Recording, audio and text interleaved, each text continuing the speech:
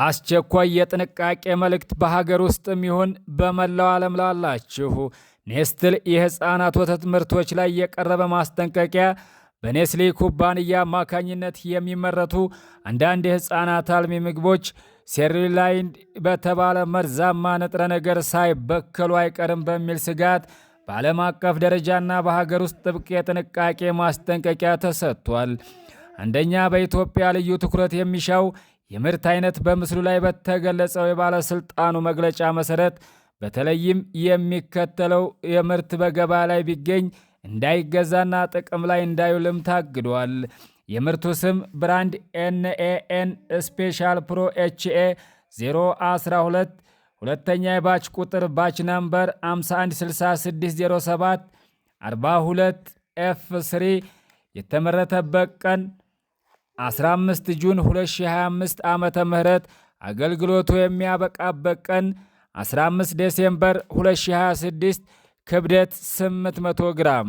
ምንም እንኳ ይህ ምርት በባለስልጣኑ ተመዝግቦ የገበያ ፍቃድ ባይሰጠውም በተለያዩ መንገድ ገበያ ላይ ሊገኝ ስለሚችል ህዝቡ ከፍተኛ ጥንቃቄ እንዳደርግም ተሳስቧል። ሁለተኛ፣ ዓለም አቀፍ ሁኔታና ስጋቱ በአውሮፓ የጀመረው የምርቶች ስብሰባ ጥሪ ሪያክሊ አሁን ወደ አፍሪካ፣ እስያና አሜሪካ ተስፋፍቷል። ከላይ ከተጠቀሰውን የናን ምርት በተጨማሪ SMA፣ ቤባ እና አልፋሚኖ የተሰኙ ወተት አይነቶች በጥሬው ተካተዋል። ብክለቱ የተከሰተው ሴሪላይን በተባለ መርዛማ ንጥረ ነገር ሲሆን ይህ መርዝ የማቅለሽለሽና የማስታወክ ስሜትን ሲያስከትል ይችላል።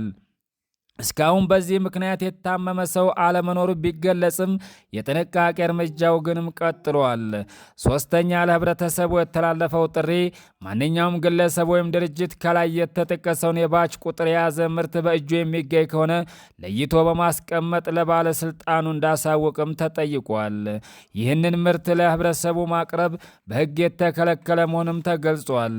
ለተጨማሪ መረጃ ወይም ጥርጣሬ ካለዎት የኢትዮጵያ ምግብና መድኃኒት ባለስልጣን በነጻ ጥሪ መስመር 8482 በመደወል ማሳወቅ ይችላሉ። አረብ ኒውስ ነው።